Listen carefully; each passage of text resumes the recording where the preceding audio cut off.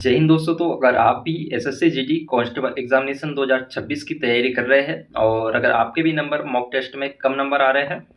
तो दोस्तों आपको घबराने की ज़रूरत नहीं है, क्योंकि दोस्तों आज की इस वीडियो में आपको 5 ऐसे कारण बताने वाला हूं और उनके 5 ऐसे सॉल्यूशन बताऊंगा जिससे अगर आप डेली रूटीन में लाते हैं तो आप भी अपना जो मॉक टेस्ट में है वो नंबर है वो बढ़ा सकते हैं। और दोस्तों वो 5 रीज़न क्या है जिसकी वजह से स्टूडेंट्स के मॉक टेस्ट में नंबर नहीं बढ़ पाते हैं, वो मैं आपको इस वीडियो में बताऊंगा। उससे पहले दोस्तों अगर आप भी चैनल पर नए हैं तो चैनल को सब्सक्राइब कर लेना, बेल आइकन को ऑल पर कर देना ताकि SSC GD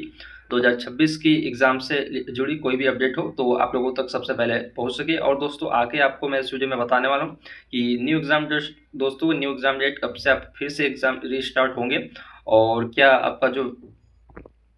SSC vendor change होने वाला था वो क्या होगा और क्या फिर एडुकेटी ही आपका एग्जाम लेगा। तो सब कुछ दोस्तों मैं आपको इस वीडियो के अंदर बताऊंगा, इसलिए आप लोग इस वीडियो को शुरू से लेकर एंड तक पूरा देखना। दोस्तों तो मॉक टेस्ट में कम नंबर आने का सबसे पहला और सबसे बड़ा रीज़न यही है कि बिना एनालिसिस के मॉक टेस्ट देना और जो भी मॉक टेस्ट में गलती हो रही है उसको एनालिसिस नहीं करना और फिर से दूसरा मॉक टेस्ट दे देना। दोस्तों तो जब भी आप मॉक टेस्ट देते हैं और अगर आपका जीएस में, रीजनिंग में, मैथ्स में या फिर हिंदी में अगर कोई भी क्वेश्चन गलत होता है तो आप लोगों को उससे रिलेटेड कम से कम दोस्तों 5 से 10 क्वेश्चन का हल करने हैं। और जब आप दोस्तों फिर से मॉक टेस्ट देंगे तब आपको देखना है कि जो आपने क्वेश्चन पिछले मॉक टेस्ट में गलत किए थे क्या इस बार वो सही हुए हैं। और अगर वो सही हुई है और जो क्वेश्चन गलत हुई है दोस्तों आपको उनको करना है और जो भी टॉपिक आपका वीक है उसको आपको एनालिसिस में देखना है। और हर मॉक टेस्ट को दोस्तों आप लोगों को 30 मिनट से लेकर 1 घंटे तक आपको एनालिसिस करना है जो भी क्वेश्चंस आपके गलत हुए हैं। और आप इससे ज़्यादा भी कर सकते हैं, लेकिन दोस्तों मैं आपको कम से कम समय बता रहा हूँ। अगर आप मॉक टेस्ट देते हैं तो आपको इतना तो टाइम आपको देना ही होगा एनालिसिस के लिए। इसके बाद दोस्तों सेकेंड जो रीज़न है मॉक टेस्ट में कम नंबर आने का वो ये है कि जो आपका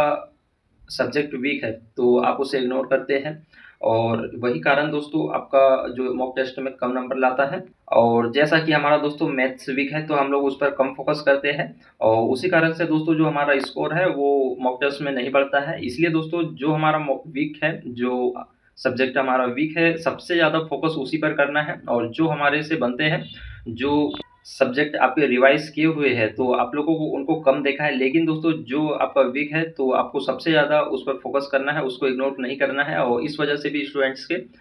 जीटे के एग्ज़ाम में जो नंबर है वो नहीं बढ़ पाते हैं और बहुत से स्टूडेंट्स देखा है दोस्तों मैंने जो कि इस वजह से उनके नंबर नहीं बढ़ते हैं। दोस्तों तो कम नंबर आने का थर्ड रीज़न ये भी है कि आपसे जो क्वेश्चन नहीं बन रहा है आप वो भी अटेम्प्ट करते हैं, जिस वजह से आपकी जो नेगेटिव मार्किंग जो है एसएससी जीडी में 1/4 की, तो उस वजह से आपके जो नंबर है उसमें कट जाते हैं। तो जो क्वेश्चन दोस्तों आप लोगों से बन रहा है सबसे पहले आपको उसे अटेम्प्ट करना है, मॉक टेस्ट हो या फिर मेन आपका एग्जाम हो। और जो क्वेश्चन आपको डाउट में लग रहा है उसे करना है, लेकिन दोस्तों अगर आपसे कोई क्वेश्चन डाउट में भी नहीं है या फिर बन भी नहीं रहा है तो आपको लगभग दोस्तों उस क्वेश्चन को छोड़ना है। और अगर आपको डाउट में है तो करना है आपको, क्योंकि दोस्तों एग्जाम में एक्यूरेसी बहुत ही ज़्यादा मायने रखती है। और अगर आप सही सही क्वेश्चन करते हैं तो आपकी एक्यूरेसी सही रहेगी, लेकिन दोस्तों अगर आप 50% सही और 40% या 50% अगर आप गलत करते हैं तो आपकी एक्यूरेसी इसमें बिगड़ सकती है। इसीलिए दोस्तों ये थर्ड रीज़न यही था कि आपको एक्यूरेसी पर ध्यान देना है, जो क्वेश्चन बन रहा है सबसे पहले उसी को करना है।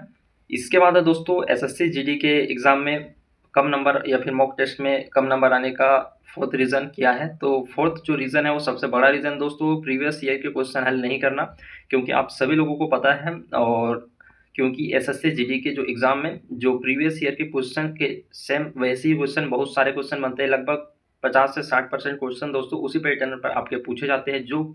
प्रीवियस ईयर में पूछे गए थे।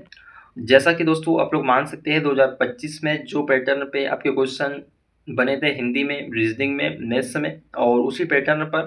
क्वेश्चन चेंज होंगे लेकिन टॉपिक वही रहेगा। तो वैसे ही क्वेश्चन आपके 2026 में भी बनेंगे। तो लगभग दोस्तों आप लोगों को 2025 के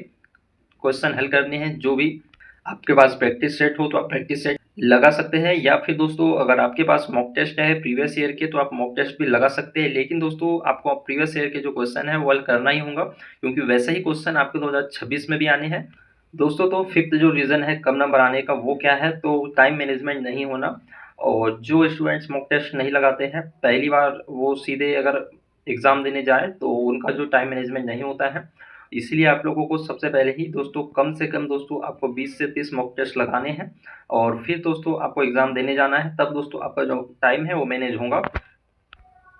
दोस्तों तो मॉक टेस्ट तो आप जितने लगे उतने लगा सकते हैं, लेकिन मैंने आपको बताया कि टाइम मैनेजमेंट के लिए कम से कम आपको दोस्तों 20 से 30 मॉक टेस्ट लगाना ज़रूरी है, तभी आप लोग एग्ज़ाम में टाइम मैनेजमेंट कर सकते हैं। और अगर आपका टाइम मैनेजमेंट नहीं हो रहा है तो आपको देखना है कि किस सब्जेक्ट में हमारा ज़्यादा टाइम जा रहा है।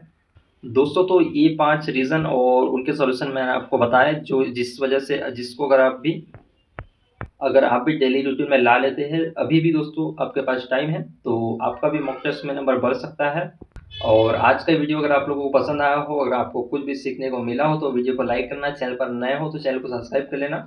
बेल आइकन को ऑल पर कर देना, ताकि एसएससी जीडी से जुड़ी सारी अपडेट आप लोगों को सबसे पहले मिल सके।